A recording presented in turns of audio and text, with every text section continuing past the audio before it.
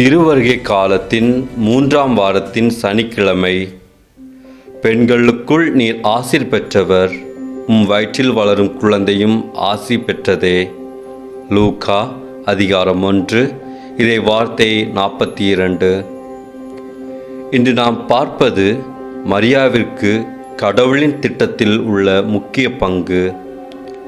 அன்னை மரியா தாழ்மையுடன் இயேசுவின் தாயாக இருக்க விரும்பினார்.